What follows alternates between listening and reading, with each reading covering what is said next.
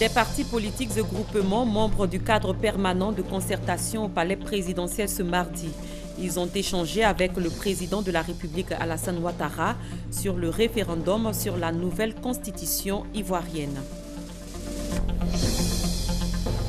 La première dame de Côte d'Ivoire continue d'œuvrer pour l'élimination du VIH-Sida en Afrique.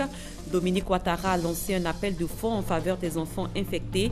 C'était au cours d'une soirée à laquelle ont pris part les plus grands donateurs américains. 3 milliards de francs CFA, c'est le montant de l'aide remis par le Japon à la Côte d'Ivoire. Une aide pour soutenir la production piscicole et réduire le déficit en production halieutique. Bonsoir à tous et merci de suivre cette édition.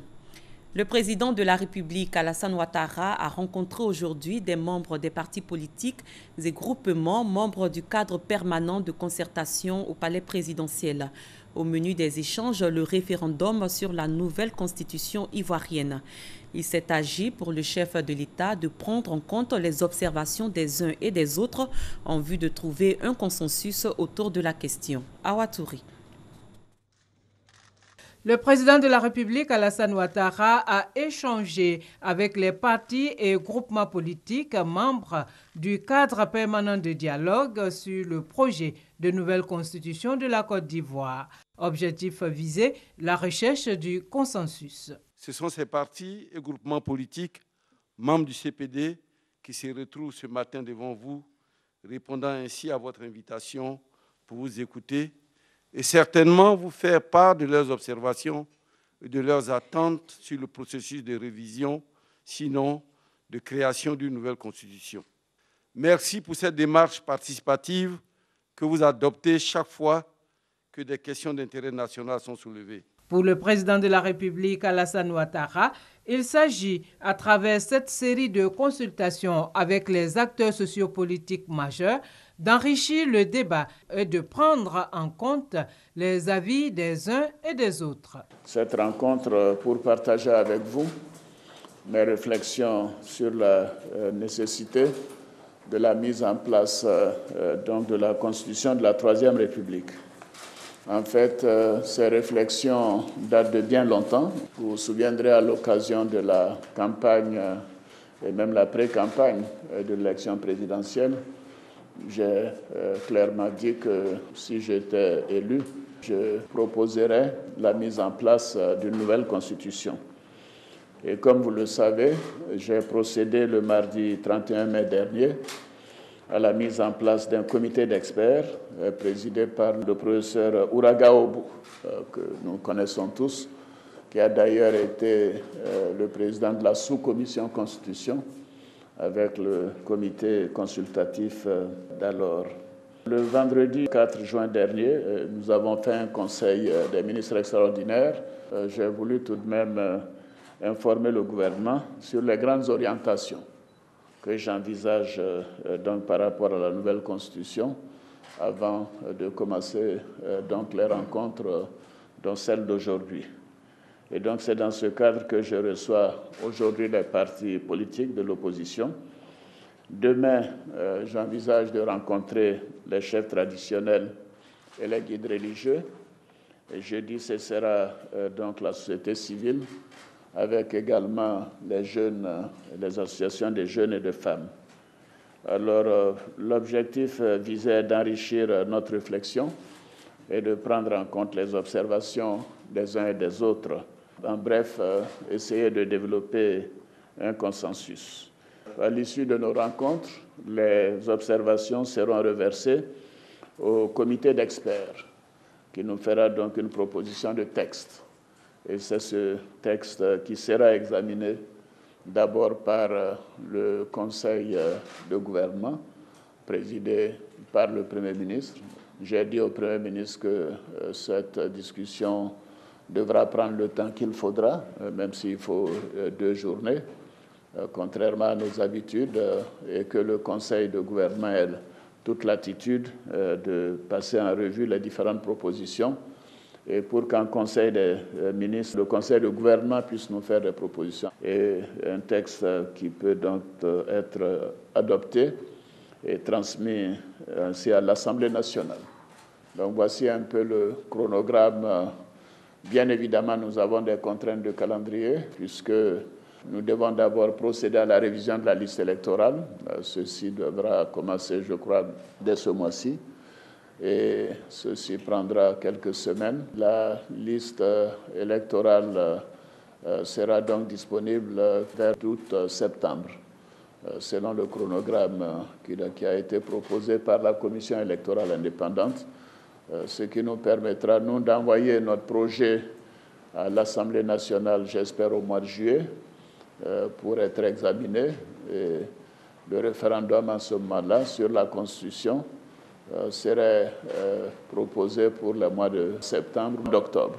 Nous avions pensé à un moment donné à un couplage du référendum et des élections législatives qui, selon la loi, doivent avoir lieu en novembre, début décembre au plus tard. Après les discussions avec les uns et les autres, il a été proposé que nous puissions donc séparer les deux scrutins, faire le référendum constitutionnel en septembre-octobre et les élections législatives en novembre-décembre. Donc voilà un peu le chronogramme que je voulais vous indiquer. Et donc vous remercier à nouveau d'être là ce matin et dire que pour moi cette première rencontre avec l'ensemble de l'opposition est très importante pour la vie de la nation et que nous devons donc essayer de tenir le calendrier. Nous avons également, comme vous le savez, envoyé à l'Assemblée nationale le texte concernant l'opposition et le statut de l'opposition. Je pense que l'Assemblée examine ce texte déjà et que d'ici la fin de la session, nous aurons donc un texte qui pourra être promulgué. Le financement des partis politiques également a été mis en œuvre par mon prédécesseur et cela également est appliqué.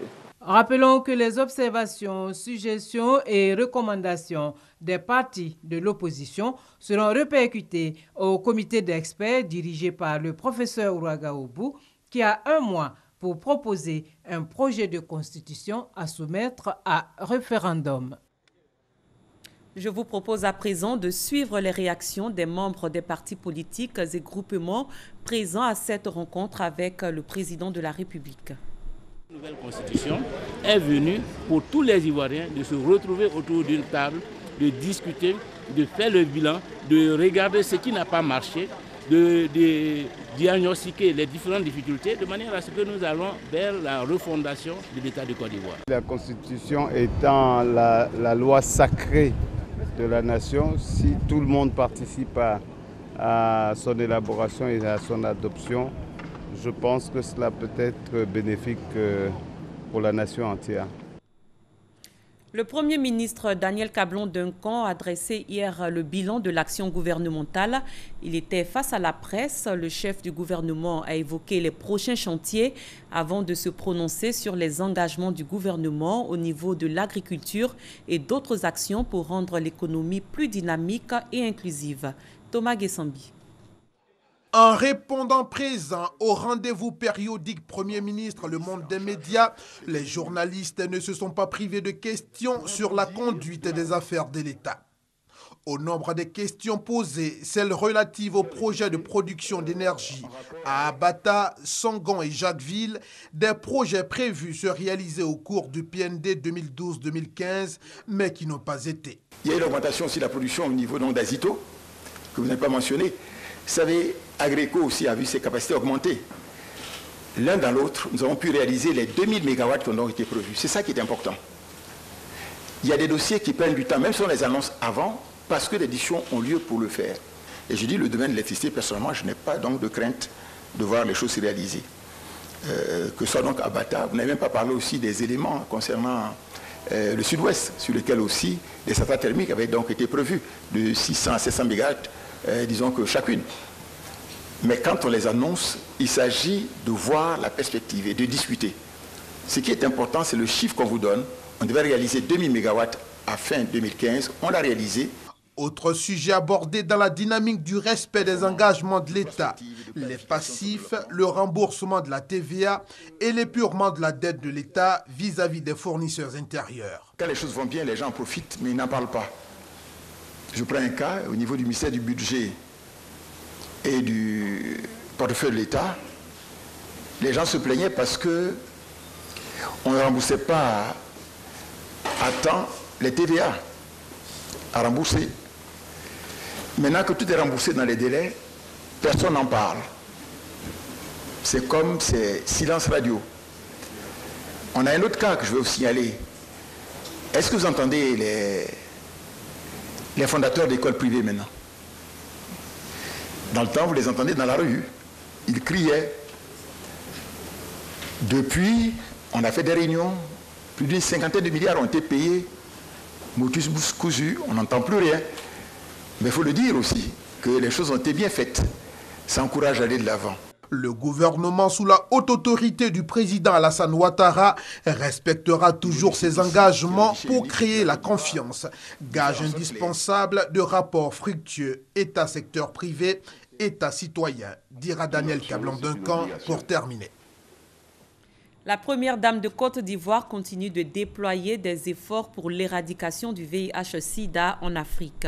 En sa qualité d'ambassadeur spécial de l'ONU-Sida et face au plus grand donateur américain, Dominique Ouattara a lancé un appel de fonds en faveur des enfants infectés, estimé à 2 600 000 sur le continent. Abiba Dambeli-Saoui. La première dame de Côte d'Ivoire, Dominique Ouattara, poursuit son offensive aux côtés de l'ONU-Sida pour l'élimination du sida pédiatrique. L'ambassadeur spécial de l'ONU-Sida était l'invité d'un cercle très fermé de grands donateurs américains qui se sont dit prêts à l'accompagner dans cette noble mission. Tout le monde s'est mis d'accord pour travailler sous l'égide de la Première Dame. Toutes ces organisations ont annoncé des ressources qu'ils vont mettre à la disposition des pays essentiellement africains pour mettre fin à l'épidémie de sida. Le directeur exécutif de l'ONU-Sida, Michel Sidibé, a présenté l'ampleur du sida pédiatrique en Afrique et lancé un appel de fonds pour combattre cette pandémie, grâce notamment à la lutte contre la transmission mère-enfant. 90% des enfants infectés vivent en Afrique. L'ambassadeur spécial de l'ONU-Sida pour l'élimination de la transmission mère-enfant du VIH et pour la promotion du traitement pédiatrique a plaidé la cause des enfants africains victimes du sida, dont la plupart n'ont pas accès aux traitements antirétroviraux. Nous sommes venus du monde entier, ici, à New York, afin de nous concentrer sur un enjeu hautement important, celui de protéger les générations actuelles et futures du VIH-Sida. Nous disposons aujourd'hui de tous les outils pour mettre fin au sida pédiatrique. Et pour y parvenir, il nous faut maintenir l'engagement et le soutien de tous les acteurs, à savoir les politiques, les fondations philanthropiques, le secteur privé, les organisations multilatérales, les communautés et la société civile. Mon pays, la Côte d'Ivoire, est fortement engagé à être l'un des premiers pays à éliminer la transmission du VIH de la mère à l'enfant. C'est pourquoi nous soutenons fortement l'action de l'ONU-Sida et à cet effet, mon pays a contribué financièrement de manière significative pour appuyer ces efforts. En ma qualité d'ambassadeur spécial de l'ONU-Sida, mais aussi et surtout en tant que mère, je sais pouvoir compter sur votre appui continu afin qu'ensemble, nous mettions fin au sida et en particulier au sida pédiatrique. La Fondation Elma Philanthropie et du Grand-Duché du Luxembourg et les principales organisations humanitaires des États-Unis ont pris l'engagement d'accompagner la Première Dame de Côte d'Ivoire dans son combat pour la généralisation des traitements contre le VIH au bénéfice des enfants séropositifs. Le projet de loi relatif à la consommation a été validé hier par la Commission des affaires sociales et culturelles de l'Assemblée nationale. Ce texte vient renforcer l'arsenal juridique en matière de protection des consommateurs. Michel Digri. Le nouveau code de la consommation adopté en commission se présente comme un bouclier pour les consommateurs dans leur rapport avec les opérateurs économiques. Le projet de loi les protège contre les pratiques commerciales inéquitables, restrictives et abusives. Ce présent projet de loi vise donc à mettre en place un dispositif juridique qui comble les insuffisances des textes existants en permettant à l'État de mieux assurer la protection du consommateur, d'une part, et en fournissant au consommateur les armes pour la prise en main de sa propre défense, d'autre part. Les effets conjugués de cette double action concourent à l'assainissement et à la régulation du marché. Le Code de la consommation organise par ailleurs les conditions de création et de fonctionnement des associations de consommateurs. À l'état actuel des choses, les textes réglementaires ne permettent pas aux associations de consommateurs d'aller en justice, d'ester en justice pour le compte de leurs membres, donc pour le compte des consommateurs, parce que pour ester en justice à l'état actuel des choses, il faut avoir intérêt pour agir. Or, avec le nouveau texte de loi, la loi sur la consommation, le consommateur peut saisir une fédération ou une association de consommateurs qui pourrait naturellement attraire devant les autorités compétentes, devant les juridictions compétentes, les opérateurs économiques véreux. Je demande au gouvernement, vraiment ce code de la consommation, après la loi de promulgation, et que ce code soit vraiment effectivement appliqué. Et ça va contribuer à la lutte contre la cherté de la vie et ça va contribuer à l'émergence de la Côte d'Ivoire. Le projet de loi prévoit également la création d'un organisme consultatif dénommé Conseil national de la consommation. D'ici à 2040, le nombre de membres de la classe moyenne sur le continent, actuellement estimé à 78 millions, va atteindre 224 millions selon une étude Ipsos rendue publique hier par le groupe CFAO. La classe moyenne est caractérisée par un bon niveau d'éducation, un revenu raisonnable et un mode de consommation tourné vers les biens et services plus élaborés. Pour en savoir plus sur cette classe moyenne et son impact sur la croissance économique, suivons ce reportage proposé par Adama Koni. Le continent africain n'est plus constitué d'une minorité d'aisés et d'une immense majorité de pauvres. Une catégorie socio-professionnelle se fait de plus en plus remarquée, la classe moyenne. C'est une classe qui arrive à dépenser, disons, entre 6 et 20 dollars américains tous les jours souvent en dehors des dépenses de subsistance, à savoir simplement se nourrir et se loger. C'est une classe de personnes qui sont travailleurs, extrêmement optimistes, dynamiques, qui croient au mérite, qui croient au respect, qui croient à l'éducation. Donc c'est une, je dirais, une nouvelle génération d'Africains très portés vers le mérite. Le Premier ministre Daniel Kablan-Duncan annonçait le lundi 6 juin dernier, jour même de la publication de l'étude Ipsos sur la classe moyenne, une baisse de 5% du taux de pauvreté en Côte d'Ivoire. Parallèlement, l'on enregistre une percée de la classe moyenne estimée à 19% de la population. Une réalité que les concernés décrivent eux-mêmes. Je pense être de la classe moyenne parce qu'aujourd'hui, je vis pas aussi bien que la classe supérieure, je ne vis pas aussi mal que la classe inférieure. Je peux me permettre de sortir, je peux me permettre d'aller au cinéma quand je veux, j'ai une voiture, comme on a vu dans l'étude tout à l'heure, j'ai une voiture, j'ai un micro-ondes chez moi, j'ai tout ce qu'il faut au minimum à une classe moyenne. On assiste à une émergence de la classe moyenne. Elle est réelle. C'est la qualité de vie. Au niveau de la santé, on assiste de plus en plus à la fréquentation des centres, des cliniques. Au niveau des supermarchés, on assiste de plus en plus à la consommation. Dans les foyers, dans les ménages ivoiriens, on assiste de plus en plus à des foyers qui sont de plus en plus équipés. Pour l'économie, l'existence d'une classe moyenne est source de croissance inclusive. La population basculant d'une position de subsistance vers une société de consommation. Avec le retournement sur les marchés des matières premières, la croissance économique chez les émergents et notamment en Afrique est très fragile. Il va falloir un socle de consommation intérieure et c'est la classe moyenne qui va développer cette consommation intérieure. Il n'y a que la classe moyenne qui peut tirer la croissance véritablement dans un pays. C'est celle qui a une consommation régulière, c'est celle qui a un revenu régulier. et c'est celle sur laquelle on base véritablement un développement. Des 5 pays concernés par l'étude, à savoir le Maroc, le Nigeria, le Cameroun, le Kenya et la Côte d'Ivoire, les Ivoiriens ont la plus forte projection positive sur l'avenir. 90% des ménages de classe moyenne estiment en effet que leur vie va évoluer. Le Japon apporte à la Côte d'Ivoire une aide de plus de 2 milliards de francs CFA pour la production piscicole. Une aide pour contribuer à la réduction du déficit en production halieutique. À terme, cet appui va permettre d'améliorer la production nationale. Herman Yami. Face à la rareté des produits halieutiques dans nos eaux, le gouvernement ivoirien met l'accent sur la production piscicole. Une solution pour faire face au déficit du poisson sur le marché local. Pour accompagner le gouvernement dans cette initiative, l'État japonais s'engage à financer le projet de relance de la production piscicole continentale en Côte d'Ivoire, un financement estimé à 2 milliards 350 millions de francs CFA. Cet appui va porter essentiellement sur le renforcement des capacités des acteurs du secteur piscicole et la mise en place de projets pilotes.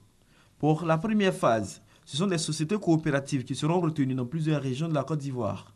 Avec le ministre des Ressources animales et halieutiques, le nouveau responsable résident de l'Agence japonaise de coopération internationale JICA a réaffirmé la volonté du Japon à accompagner la Côte d'Ivoire dans l'autosuffisance en produits halieutiques. Deuxièmement, c'est la coopération technique, renforcement de capacités et des ressources humaines en ce qui concerne la pisciculture antérieure, etc. À partir de 2 projets, nous devrions donc bénéficier davantage à la population ivoirienne en matière d'exploitation des ressources halieutiques. Le ministre Kombena Kwasi Agumani a salué le début de réalisation du projet d'aménagement des débarcadères et de la construction du marché central de la commune de Sassandra, des projets pour la promotion de la pêche artisanale. Nous aussi, nous avons pris l'engagement aux côtés du Japon de faire en sorte que la notion de gestion durable des ressources halieutiques soit privilégiée parce que ça fait partie des combats du Japon et la Côte d'Ivoire entend aussi s'engager dans cette même voie. À l'invitation du gouvernement japonais, une délégation du ministère des Ressources animales et halieutiques va séjourner au Japon du 11 au 18 juin prochain dans le cadre d'une formation en produits piscicoles. C'était un reportage de Mamadou Kwasi.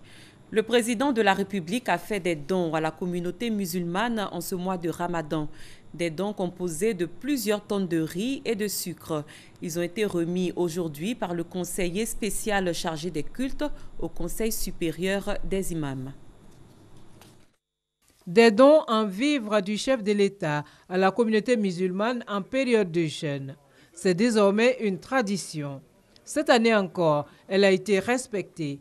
En ce 2e jour du Ramadan, c'est le conseil spécial du président de la République chargé des cultes qui est venu les bras chargés au siège du COSIM, le Conseil supérieur des imams. J'ai le plaisir de vous annoncer ici les dons présidentiels qui consistent, en ce qui concerne le COSIM Abidjan, de 5 tonnes de sucre, de 5 tonnes de riz et d'une somme en espèces de 3 millions. Pour l'ensemble du territoire, c'est 379 tonnes de riz et de sucre. Au nom du cheikh Bouakari Fofana, l'imam Aboudraman Kouni a traduit la reconnaissance de l'ensemble de la communauté musulmane au président de la République.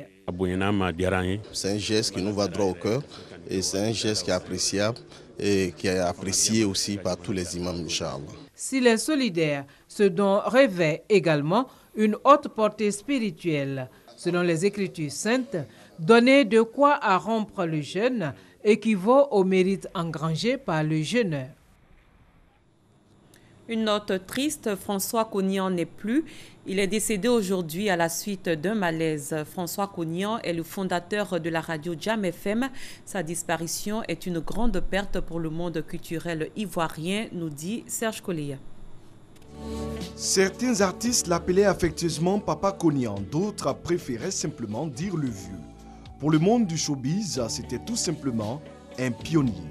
François Cognian, l'homme de culture, le mécène, le producteur, le promoteur de la culture ivoirienne, est décédé ce mardi à Abidjan.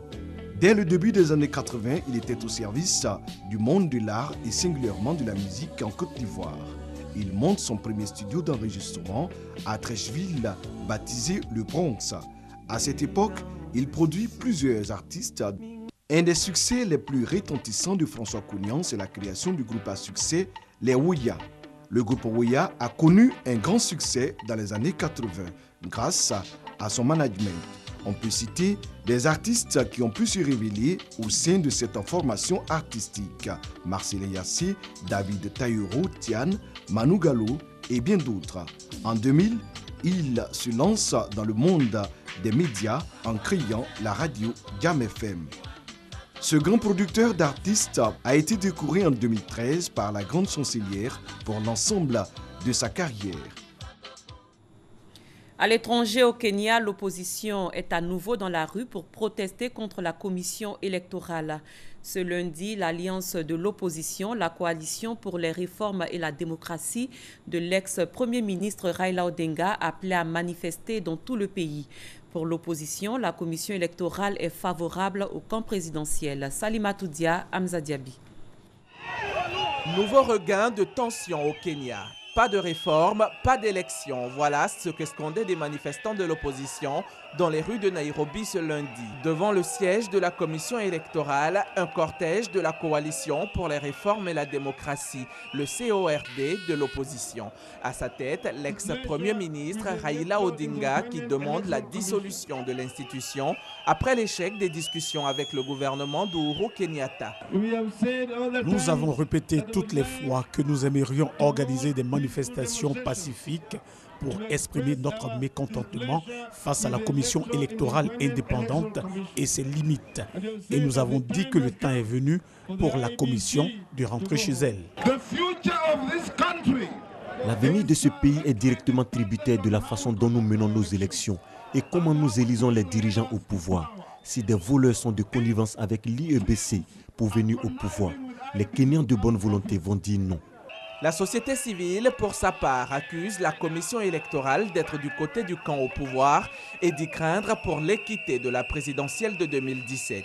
Ces manifestations avaient été interdites par la police avant d'être finalement autorisées par la haute cour kenyane. Elles se sont étendues sur l'ensemble du territoire national, faisant des dégâts matériels et humains.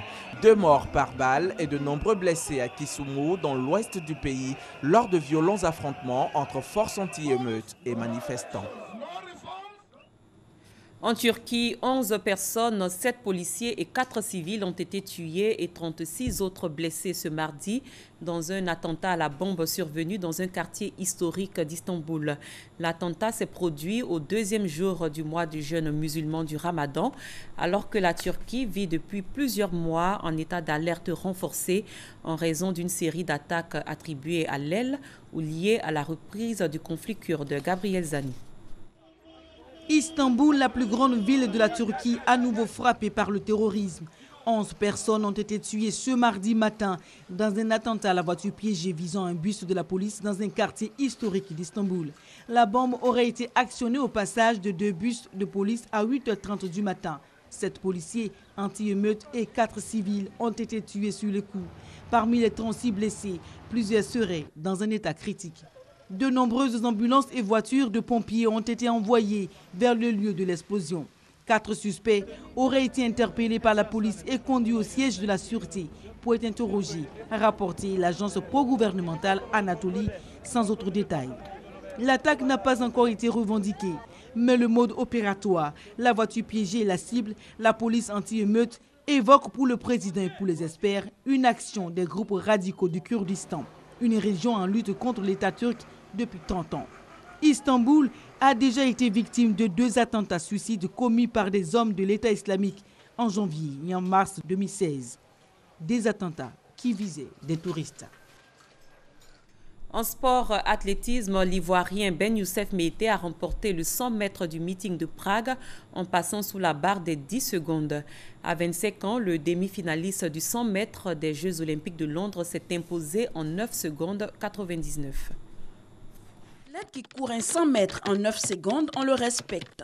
avait-il confié à l'occasion des Jeux africains l'an dernier. Meïté Ben Youssef vient de se faire respecter à Prague. Logé dans le couloir numéro 4, il est arrivé en tête de la course, remportant l'épreuve reine avec un chrono de 9 secondes 99 tierces, devant le Sud-Africain Enrico Brundis, 10 secondes 11 tierces, et le Lesothan Mosito Leata, 10 secondes 12 tierces. Meïté Ben Youssef remporte l'or à l'issue de l'épreuve, mais encore, il devient le recordman ivoirien du 100 mètres, détrônant ainsi Wilfried Kofi, qui avait réalisé un chrono de 10-1 en avril dernier. S'il se situe à seulement 5 tierces, donc à quelques foulées du record continental, il faudra encore plus d'efforts, des efforts titanesques même à Ben Youssef, pour prétendre au trône mondial, occupé depuis 2009 par un certain Usain Bolt, avec un chrono jamais égalé de 9 secondes 58 tierces. Je rappelle que le président de la République, Alassane Ouattara, a rencontré aujourd'hui des membres des partis politiques et groupements, membres du cadre permanent de concertation au palais présidentiel. Au menu des échanges, le référendum sur la nouvelle constitution ivoirienne. Il s'est agi pour le chef de l'État de prendre en compte les observations des uns et des autres en vue de trouver un consensus autour de la question. C'est la fin de cette édition. Merci de votre aimable attention. Très bonne suite de programme sur RTI1.